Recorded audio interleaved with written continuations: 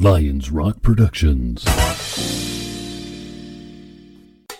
This is Jay Moore. This is Greg Cruz. This is Bryce Vine. This is Dexter from The Offspring. This is Nathan This East. is Sebastian Younger. This is Daryl This is Stuart Copeland. This is Mick Gillette. This is Andy Summit. This is Dr. Bob Greenberg. This is Gabby Reese. This is Rob Bell. Hey, this is John Leon Guerrero. Hey, and this is Pete A. Turner. Hey, this is Pete Koch, and you can find me on Instagram, Pete Koch, Petekoch. Check me out there, and I'm here with the Breaking It Down show. And now, the Break It Down show with John Leon Guerrero and Pete A. Turner.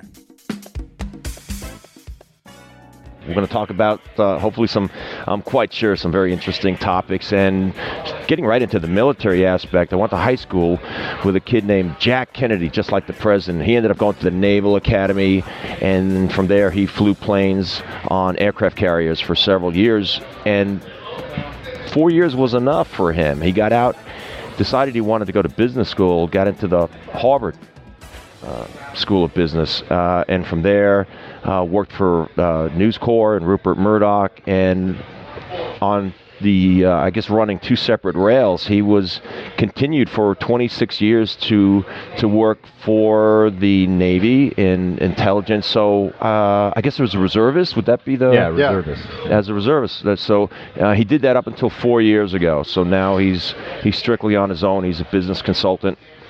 But he's got some great stories, but most of which he can't, is limited to how much he can share with me. But he's met great people, and I asked him why he was continued to work with the Navy all those years, and he said it was just a unique experience. The opportunity to work with the guys at the Pentagon and to have be a part of the team that's offering, I suppose, intelligence and information to the guys on the ground. I think that's pretty much how it worked for him. And I think most of us hear the stories like a guy like me that's read a lot of the, classic literature, Marcus Luttrell, right, Lone Survivor, and Rob O'Neill's book, that we get a glimpse into what happens on the ground, but maybe not so much. Maybe I'm not reading all the right books yet, but to hear what happens in the intelligence community. Yeah. We're doing a lot more telling our story than people have done in the past. Like Scott's written his book, Echo and the Ramadi, and somewhere in my head there's a book that I've got to write. But you're right, we're better at telling the story. Now, Scott says this all the time, like we can't wait 40 years anymore to tell the history. Like, let's tell it now, because there is so much context that's required to understand what the decisions that Scott has to make in a combat fight aren't the decisions that make any sense here on Wilshire Boulevard. Like, the ethics are all different. And I don't know, how short is the decision frame for you? Like, you constantly have to rethink and adjust. How fast would you say is it? Well, in any environment, I think you have to process the best available information you have on hand and really rely on the training. And Pete can understand this too, having been a professional athlete in that level of sports in the NFL, playing for so many different teams, 3 different teams in the NFL, is that the training you receive and then the type of person and the mentality you put towards that, you can't come up with a perfect solution. You just can't, because things are so dynamic on any playing field, in any environment that's constantly changing, that you have to make rapid decisions. And you hope and pray sometimes that decision you make is going to have the right outcome. Obviously, on the playing field, maybe it's losing a game. For me, with so many deployments, it's losing lives. So obviously the stakes are a lot higher in that regard. But I think to answer your question is, you just hope that you've been a student of your craft and you apply those fundamentals. And we were talking. Pete opened the show with talking about the military. What led into that is we were talking about all these circles and networks that kind of overlap. And as we're sitting here, all of us here at one point were just pen pals.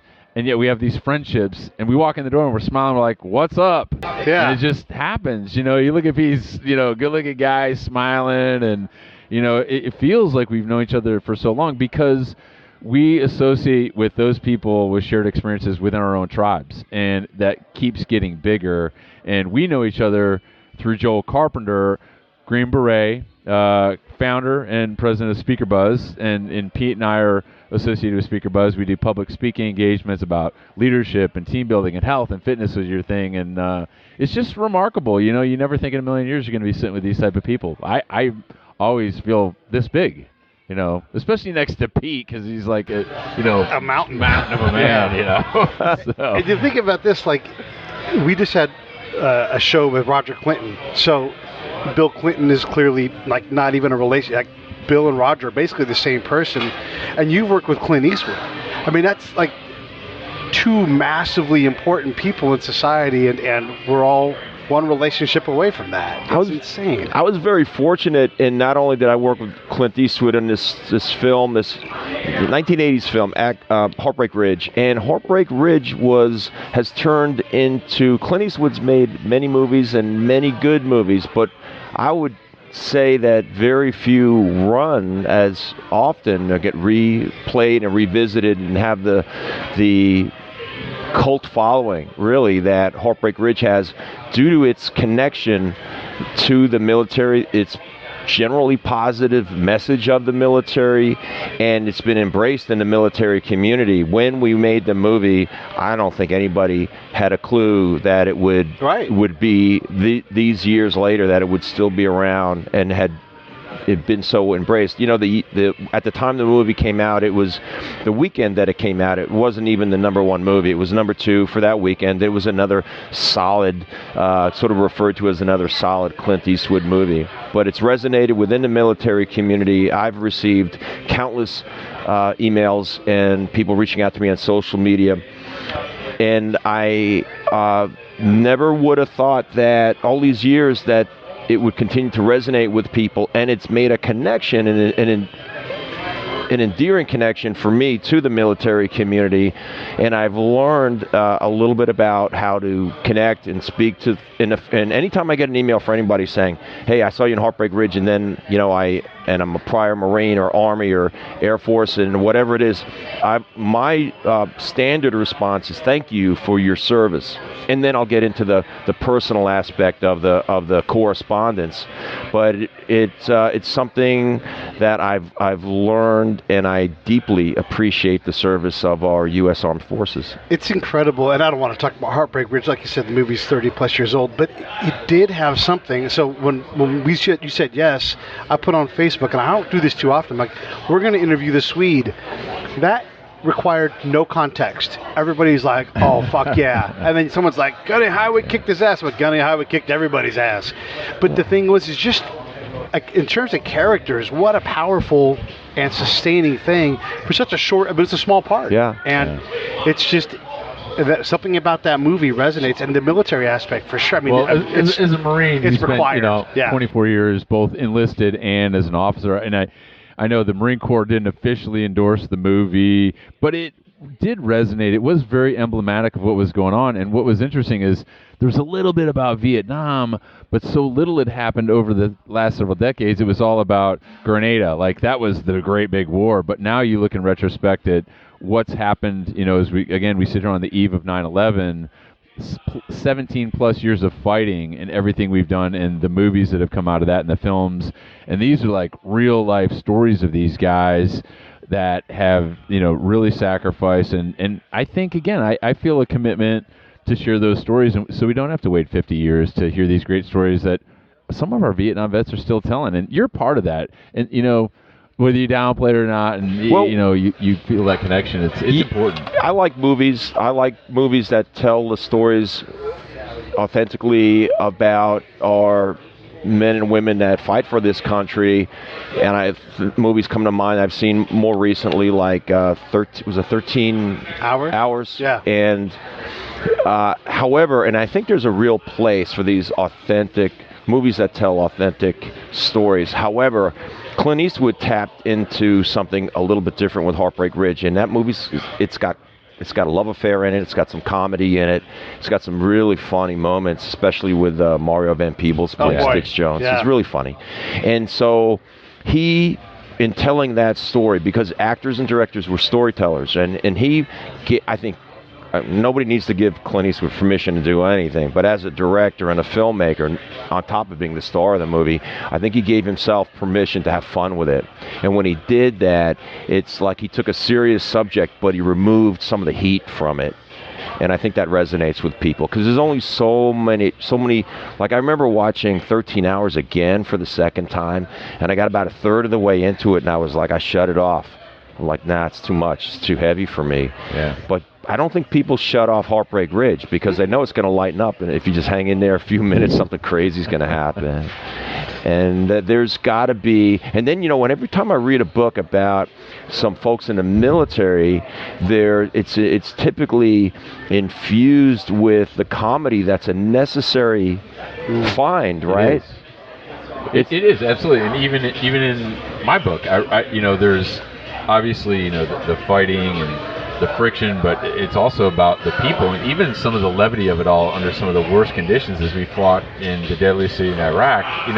That normalcy has to come out. That pressure release valve has to be there under those types of conditions. And, whether you're talking about, writing or filmmaking or whatever it is you're doing, is you said something that I always say is there's a connection. And that power of human connection is something I always say.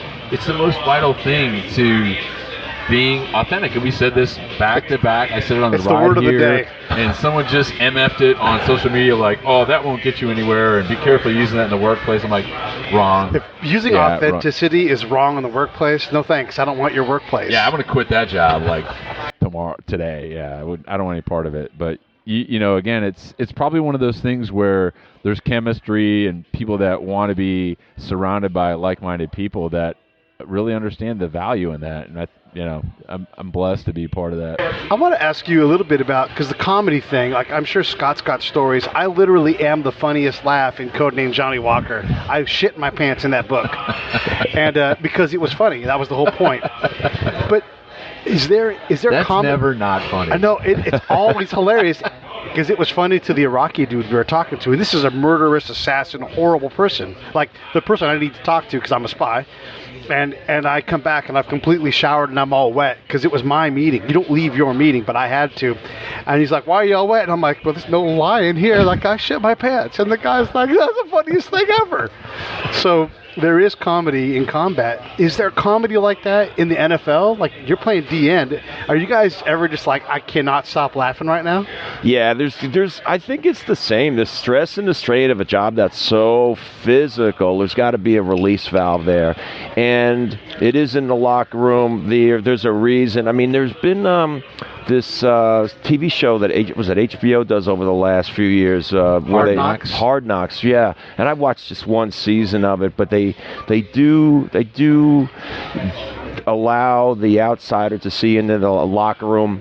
But it's only training camp, and the locker room of a training camp is far different than the locker room of the regular season group. That would be a very, very different show. What's the difference? The difference is that the locker room of the training camp is it's 80 guys.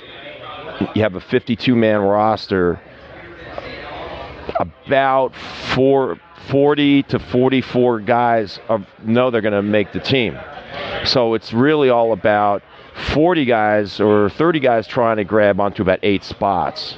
And the rest is, the world is very cleanly divided at that point. And of the guys that know that they're scrambling for a job versus the rest of the guys are pretty relaxed and comfortable. The veteran players, the guys that are secure. And then once you get into the regular season locker room, it's all that tension sort of drifts away, and you've got that, all the pieces of the puzzle that everyone's worked together. So you got about 8 new faces, and the rest is back to business.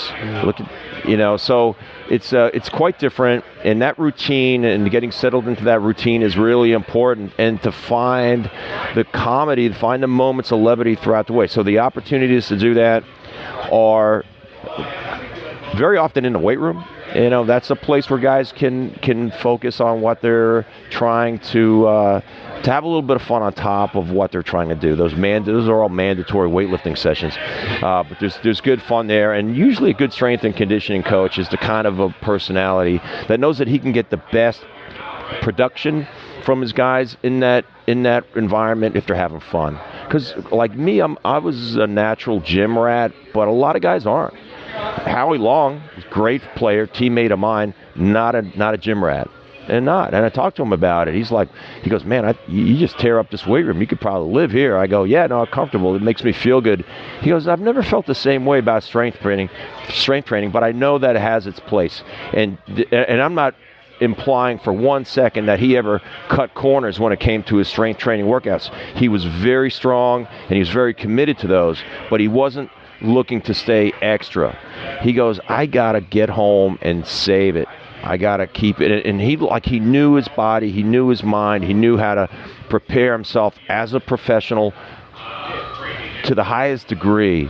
And I respected that. It was very interesting to play with him and understand how he managed his own business. He managed Howie Long Incorporated. He was the highest paid defensive lineman at that time, and he was a star, and he knew almost innately how to manage it.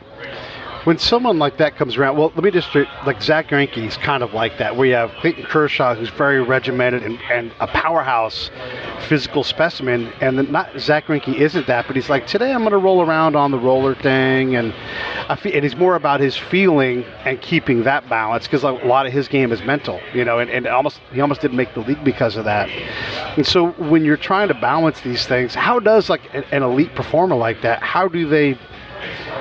surely like a strength coach must go, yeah, Zach doesn't need to bench press today. He needs to, if he wants to be on the Swiss ball, then that's where he needs to be. How do they reckon with that? Because their job is strength and conditioning, but it's the mental part has to come in too, right? Yeah, it's a great question, and a big part of managing and being listen, whether you're the strength coach or you're a positional coach or coordinating the defense, etc., you are part of the support staff for 53 guys. It's interesting. When I read Rob O'Neill's The Operator, he really kind of got into the details of how at the level of being a SEAL that they have a support team. They have roughly, to my understanding, if I recall this, they have basically two employees, that's not quite the right word, but two support staff for each SEAL that have to help them organize their equipment and their needs. And I was like, holy cow, that's it's a budget, it's a commitment. And I thought about that, but you know what? That's what that position requires. So give it to them. And I'm sure pilots have the same thing, right? It's actually, we use it, there's nine people to support the one warfighter. 5 people. Nine different warfighting functions support that one infantry marine. And you can trust me, there was never anyone rolling my socks and packing my bag, dude. Right. That does not happen. But that number could be 15 even. Like exactly. If you think about all of I've got to have food. That means someone's got to make food go on a manifest, and someo's got to tie the food down on an airplane. And that airplane's got Jesus Christ, there's a lot of people, and that's just to make predicated off not being like a prima donna, like you see the special forces or SEALs or something special. It's just there's a priority. There's got to be a main effort. Just and you can relate to that. Is if everything's a priority, nothing's a priority, and that's how we task organize in the military as well. So the infantry community or the special operators that are doing direct action stuff or the airplanes, they require extensive amount of support to accomplish their mission. And if we don't, plan for that, we're setting ourselves up for failure. That's so enlightening. I really appreciate, hearing that. And it does put into, in some respects, the context of, look, you want to maximize it. And here's an expression that I really like. So as a professional athlete or as a key player or as a special operator, the people, your support staff, what exactly at the end of the day, what exactly is their role? Their role, in my judgment, I'll speak to this as a professional, as a former professional athlete, their role is to position me for success. is to help and assist in positioning me for. Won't make a play for me, won't make a tackle, won't make a sack, but assist me in the process of positioning me for the maximum outcome that I can deliver as a professional athlete. And that's an incredibly important thing. And that, again, that's all the way from the head coach to the strength and conditioning coach to the trainer to the equipment guy, making sure I got the right shoes on my feet if it starts to drizzle and I need to make an equipment change at halftime, which happens all the time, to make sure you got the right equipment on your feet. And because a typical NFL game has 150 plays, the ball snapped 150 times, offensive plays, defensive plays, and special teams. Typically, you can take those 150 plays and break it down to about 6 plays. The game comes down to about 6 plays, and very often it's the kind of plays you can sort of predict: an interception, a fumble recovery, a critical penalty at a bad time, or one particular throw and catch. About 6 plays. The rest of it's sort of perfunctory, off tackle, pick up 3 yards, get back in the huddle, repeat. But 6 plays, and if you don't have the right cleats on your shoes, if you hadn't prepared and you aren't in just exactly the right position to make that play, then that's all going to be missed, and the other guys win. It comes down to that. Who was that person that you remember the most out of that support staff, like making a concerted effort to recognize what they're doing for you every time you step out of that tunnel? Who were those guys? You remember a name? I know Walt Corey was my defensive line coach with the Kansas City Chiefs, and then Walt Corey had and there's some very good coaches that didn't play at the highest level. However, Walt Corey was a linebacker himself for the Kansas City Chiefs, and actually played in the very first Super Bowl, which was the Chiefs versus the Packers. And the Packers won that game, but Walt Corey was a starting linebacker. That was the Len Dawson era, and he became a defensive line coach. And he talked to us daily about acting and practicing, thinking, and film review, studying your playbook like a professional. He goes, guys, I'm not gonna, and he was one of the guys that sort of instilled that mentality: is I can't make a play for you, but I can do my best to position you for success, and that's what I'm here to do, because I know you've got pride in what you're doing. I had pride, as he would say, as a player himself, and it was a powerful experience to have him as a coach. And the second name is I had a head coach at the University of Maryland named Bobby Ross.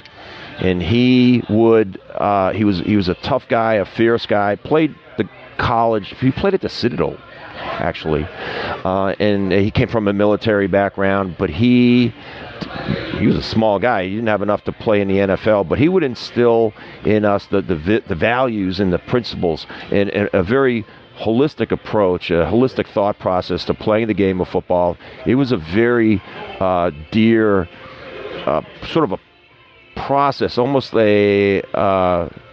an opportunity really to play football at that level, at the college level. And they're D1, right? It was Division I, and I he was just at the Citadel on Friday. He was at So he was at the Citadel. We were, and by the time he came to Maryland, so he had taken some of his military thought process and he imbued that into his football coaching, and it was powerful, something that resonated with me. He also talked about just the personal pride and personal excellence. I think I asked that question because I was just trying to get a feel. You mentioned the support staff, and we were talking about this. I think that's a real sign of what I don't like to use the word winners because it sounds kind of elitist, but like success people. People who are leaders and understand that, hey, I didn't get here on my own, and recognizing those who support you along the way, all the Marines and sailors, that those other 9 guys, and they're not kicking doors in on the battlefield in Ramadi. And I always crush guys, and Pete's heard this, into fine powder when I interview them or when I talk to them on the phone or they call me for advice and say, oh, well, sir, I was just whatever on the USS, Boxer, and I was just an airplane mechanic. I say, you're never just anything. You were a United States Marine, and you were a soldier, or you were a sailor, and you served your country, and you should be proud of that because you make up less than 0.5% of the entire American population.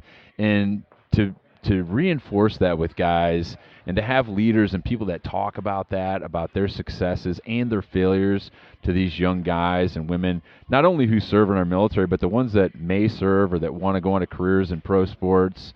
I think that's a really strong message to let them know that it is a team, right? I mean, if there's anyone that knows about teamwork, it's Pete, in the Army, the biggest branch of service there is, you in pro sports and having connections to the military. And I mean, I'm on the best team, obviously, as a Marine, so, I'm a little Of course, biased, with but, the crappiest equipment, too. Yes, yeah, we are. I don't know what division we'd be. We're D1, but whatever team gets the worst gear, that's us. Yeah. You guys get like the used, we're gonna have on a guy who's written a book about. I was getting Pete's worn out cleats and tearing them, slipping, and I wanted to ask you too about getting past the individual, even on the field. Okay, you're one of those 40 guys. My spot's and I think even Howie Long could be this guy. Sure, he's Hall of Fame caliber, but his job, if he's doing it the best, is he's got 2.5 people accounting for his whereabouts every play, because then that takes you as a D end, and you're like, I'm worried about 3/4 of a guy because that guy's got one eye. Where's Howie? Or think about someone and I can't think of all of them, but Gilbert Brown for the Packers. He's an enormous, like a bullfrog, that just sits there on the center and it's like, you guys both better hit me, and if you run a guy by me, I'm gonna put my arm out and I'm gonna tackle that guy. And so that's just he's like a singularity. He just draws all this attention. And even though Gilbert Brown probably would never make the Hall of Fame, but what a valuable asset. Now, you or Brian Urlacher or Mike Singletary can't be nearly, or any of those guys who played middle linebacker or linebacker, they require someone in front of them to just be. This episode of the Break It Down Show is brought to you by Lions Rock Productions. That's us. We publish, evaluate, and develop podcasts just like this one, consult others to build their own, and create associated content and content marketing strategies. So if you're launching or expanding your social media presence, your business, or your personal brand, or if you just want to take your media presence to the next level, reach out to us on Twitter at Pete A. Turner or at JohnLG69 at the Break It Down Show. There's 1,000 ways to get a hold of us. Now enjoy the show. They require someone in front of them to just be dense with the attention that they draw. So they're like the prime player, and there's guys on your team on the Marines. And when I would go out, if you can take up more than just your space, the other side's gonna have a real problem. Yeah, it's well stated. In fact, they call them space eaters, guys, and they come in different sizes. Howie wasn't. It was sort of a prototype size, and 40, 50 pounds lighter than Gilbert, but he ate up a lot of space because of his abject power and quickness. He was very, very difficult to block, and he would just explode into people. So teams would very quickly say, let's use 2 guys to block him. And here's the story. So when I met with Al Davis, the Raiders were the 3rd team that I played for. I started out with the Cincinnati Bengals, and I was a first-round draft pick there, but it didn't go my way. So I ended up with the Kansas City Chiefs, and then I had a bunch of injuries, and they changed their coaching staff, so they let me go, and I got a call to meet with Al Davis, and he said.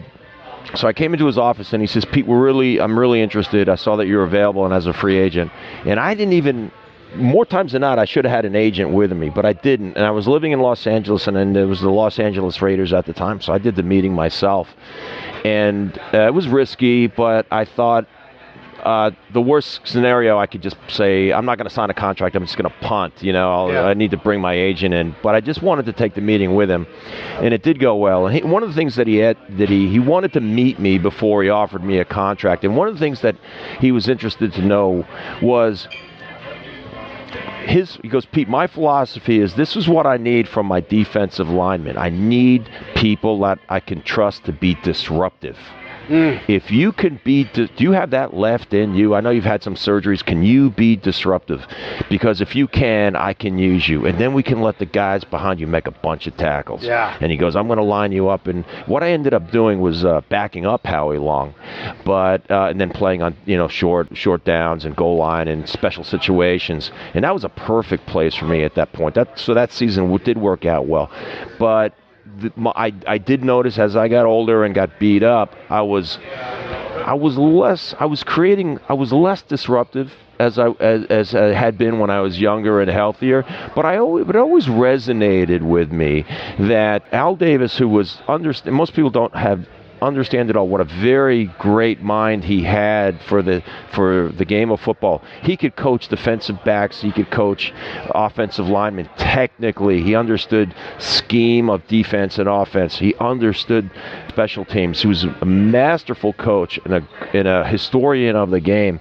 But for him to take a complex position like defensive end and boil it down, I think that's almost a hallmark of a great communicator. Can they take complex ideas and bring them down to very simple sentences and phrases? And there's a lot of power in that.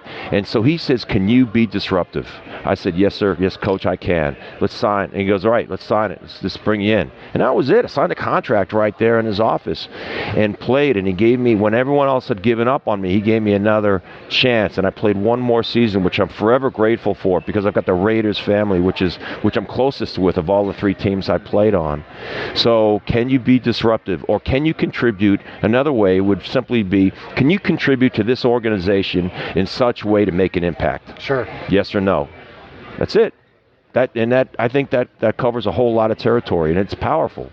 Pete is the supporting arms, the artillery, yes, the big guns of the Marine Corps. So that's a tactical task, is to disrupt. The cannons fire and they just make people scatter everywhere and and then after that they're just kind of hanging around and then the infantry goes in and cleans house. So that's but it's vital to be successful. And again, it comes back to teamwork.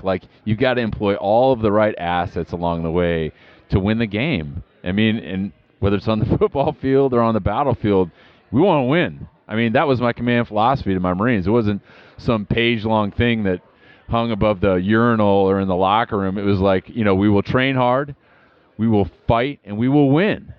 That was it. That's all I wanted my Marines to memorize, period. There's so many different ways to go about this too. My job as a counterintelligence agent is Scott's going to go fight and everything. I'm going to go find out shit he doesn't know.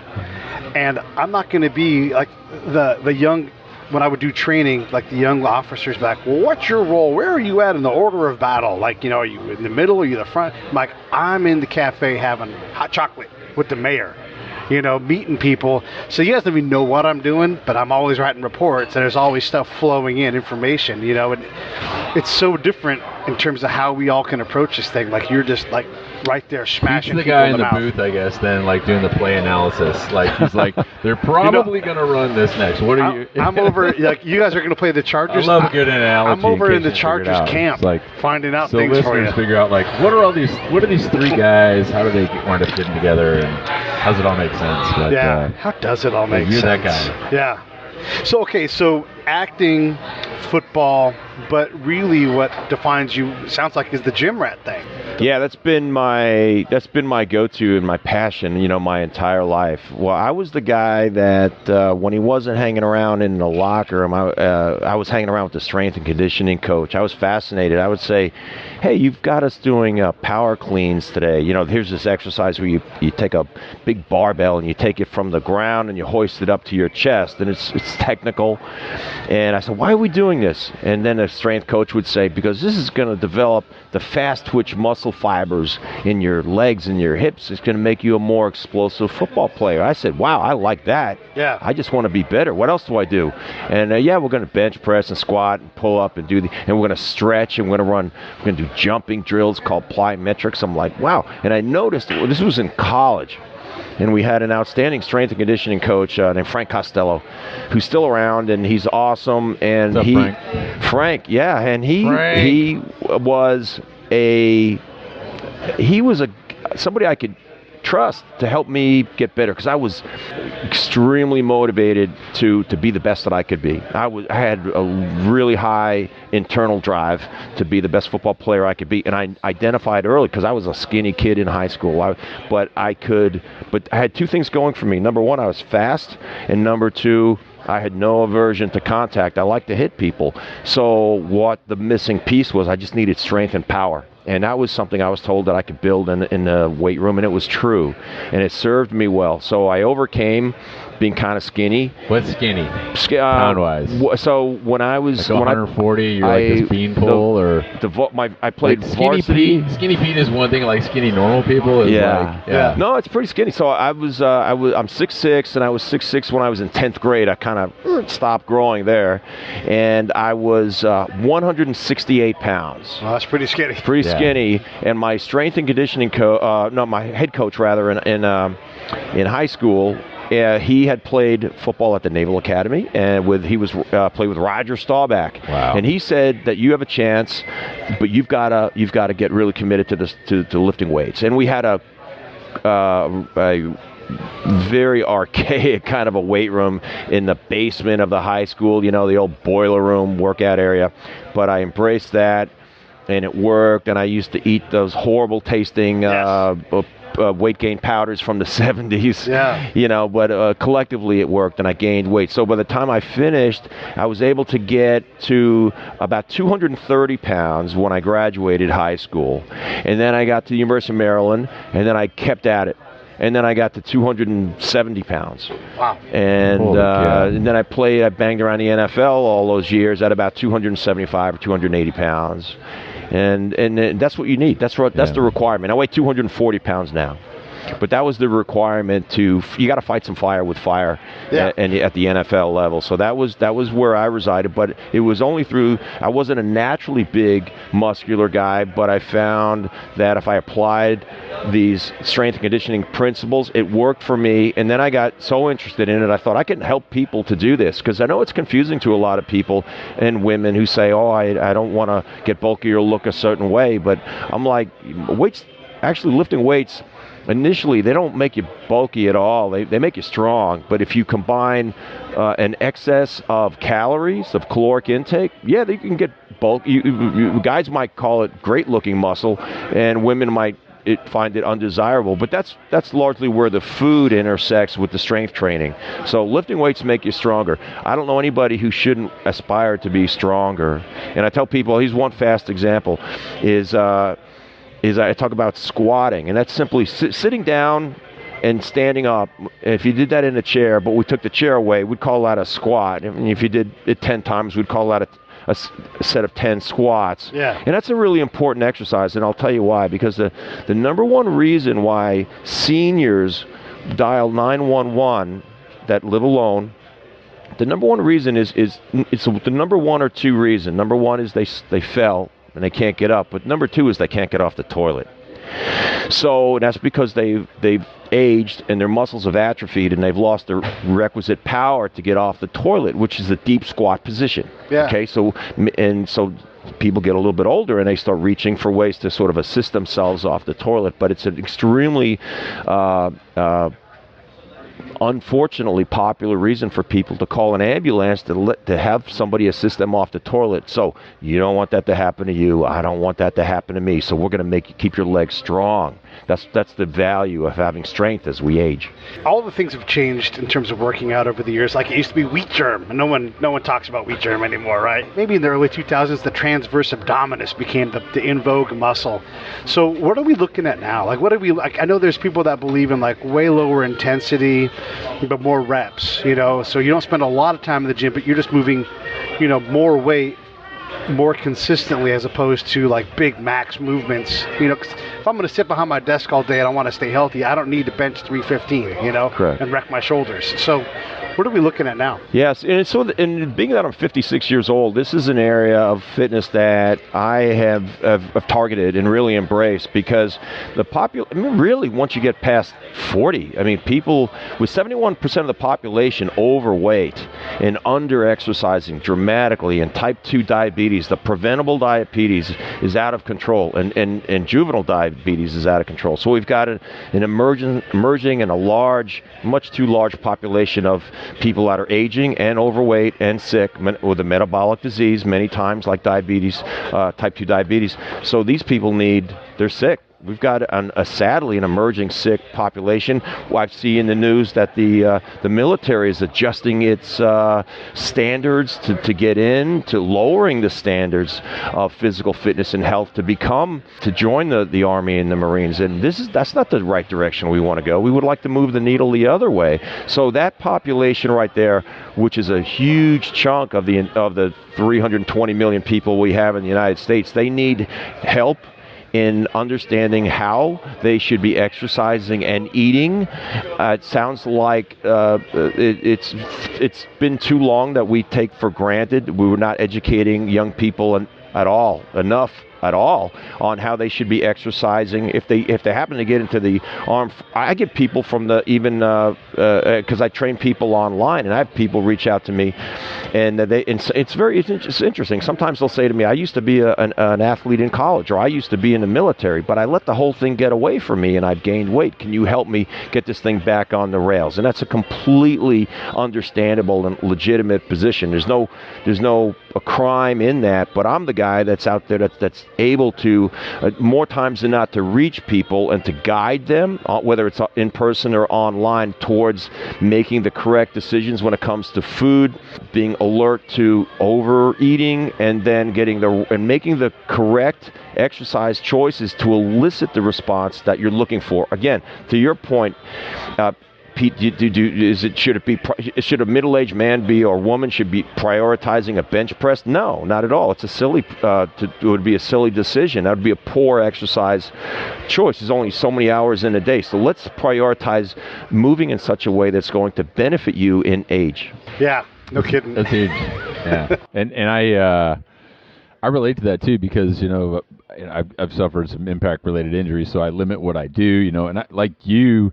I think when I was on active duty, I was probably, 205, I was lifting really heavy, different types of movements for a guy in the infantry, but over the years and, sustainable, injuries I've realized, hey, those extra pounds, like I don't need them to be functional. And that type of functional fitness really resonates with me. I see some of the things you do too, because I was like e-stalking you, and I was like, this is smart. And what do you tell a guy? Well, maybe not like me. Okay, so I'm that guy where I haven't worked out in 3 or 4 months, and I say, what's one workout gonna do? It's not gonna reinvigorate me. How do you get me back in the gym to really light the fuse again? Scott, I think you just teed up the best question you could ask. Scott 1, Pete 0. Because I love to talk about muscles and stuff, and I really do. But and how exercise can change your appearance, and we all want to look a little bit better in a swimsuit, that kind of thing, and that's the totally legit way to think about it. However, the number one reason I and you, all of you, should exercise is your brain. It's the most important. Some guys might differ here, but it's the most important organ you have, and you got to take care of it. Sure. And the best thing you can do, outside of protecting it from concussive injury, which you and I we were in the middle of a concussive injury occupations, but that aside, and people can hit their heads in when they get in car accidents and things, but outside of that, and everybody's better now about wearing helmet when they're riding a bike and all that stuff, but outside of that, what's the best thing I can do from this age until it's over for me, old age, to protect the way my brain is working. The number one thing you can do is eat right and exercise. And increasingly, the studies are coming out that demonstrate the power that exercise has on the neurotropic chemicals in your brain. It's an absolutely beautiful, exquisite area of science that I'm, trying to keep up with. But trust this much, that exercise, whether both strength training and cardio, or sort of steady state cardiovascular training, which are sort of two ends of the spectrum of exercise, but they both greatly benefit the way your brain works. That includes not only cognition, the problem solving, but also the mood part, how you feel, your optimism. It's incredibly powerful. So that's number one. How you look in a swimsuit, that's 2. Yeah, I know the swimsuit's extremely important for Pete. I do prefer a Speedo. Yes, that's huge. You should have a whole Speedo episode where we just break it down in Speedos or something. We will. We've done skins. Yeah. That could happen, but no, the psychological for me is like, that's why I ask questions like, how do you get that guy, to get back in the gym? He's like, he's lost all hope. He's like, you know what? It's been 7 years. I've gained 40 pounds. I'm like, just start. And then really, I do it because I've got my own issues where, like, I like to be in control of certain things, and I think, hey, the food I put in my body, I'm in control of that. I get to the gym, I feel better. I don't want to go, but if I know if I go, the result afterwards is going to make me feel better mentally. And then also being 30 pounds lighter than when I was, I just feel more energy, and I do feel sharper. You're right. I never really think about how vital the physiological is to the psychological and the acuity part of, and it was just especially important for me as a guy that puts words together for a living, to sound intelligible online and talking on the radio, even though I've had a few misspeaks, but yeah, it's huge, man. This does go to like that greater conversation we talked a lot with Roger about PTS, and I always make the point, like, if you could see the injury that you get internally in your brain and how your chemistry flows, you would stop me right now and go, we're going to get you to the hospital right now. Like, you would care in a much different way.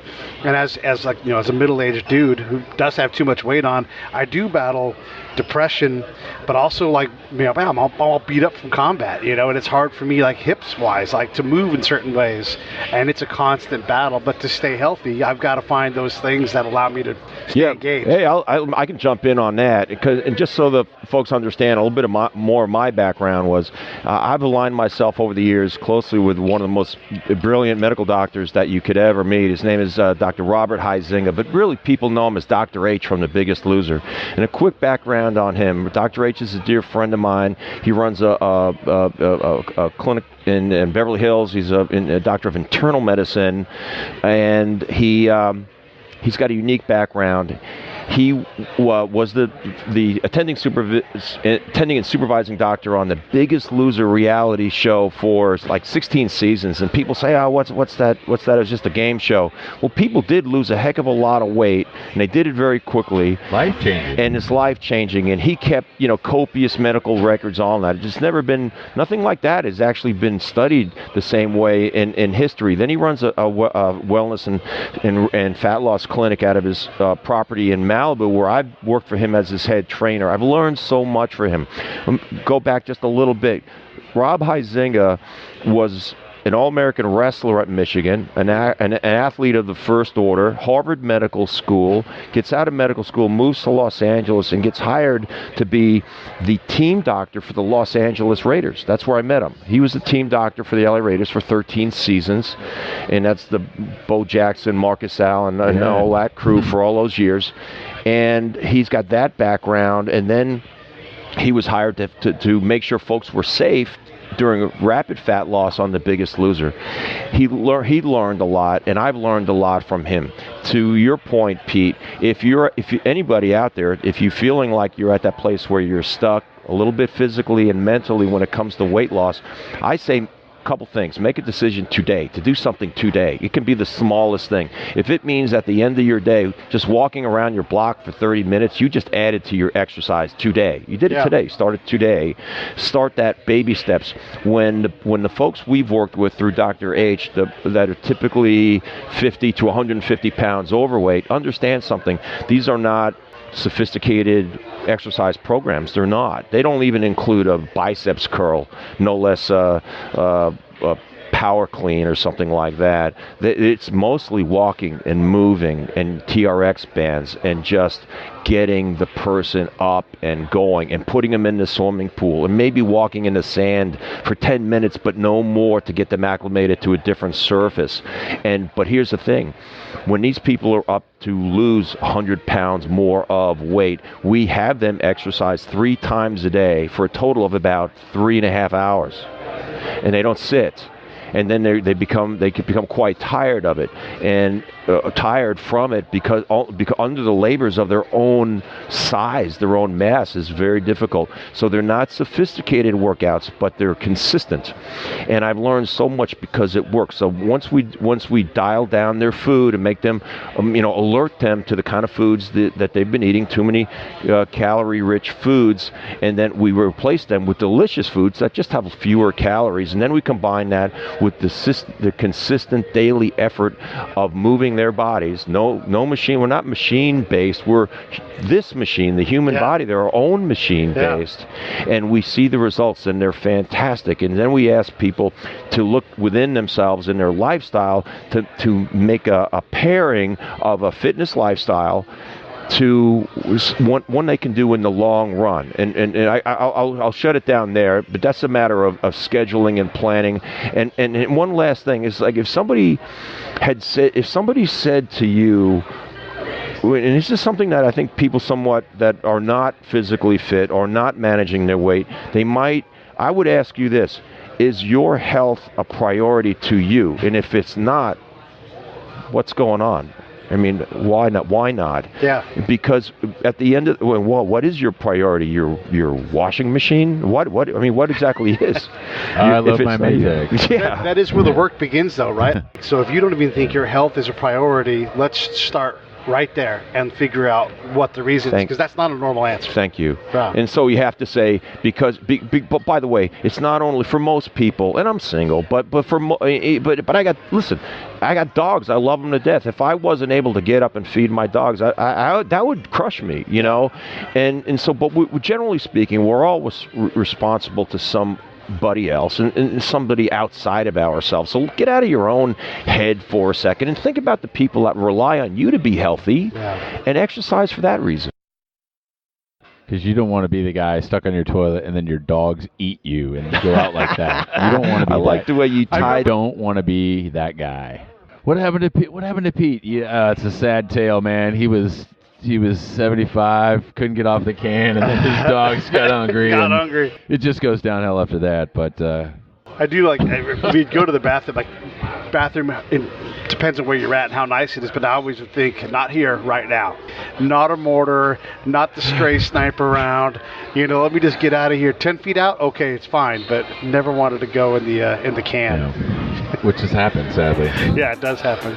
Well, listen, I really appreciate the time. This has been fantastic.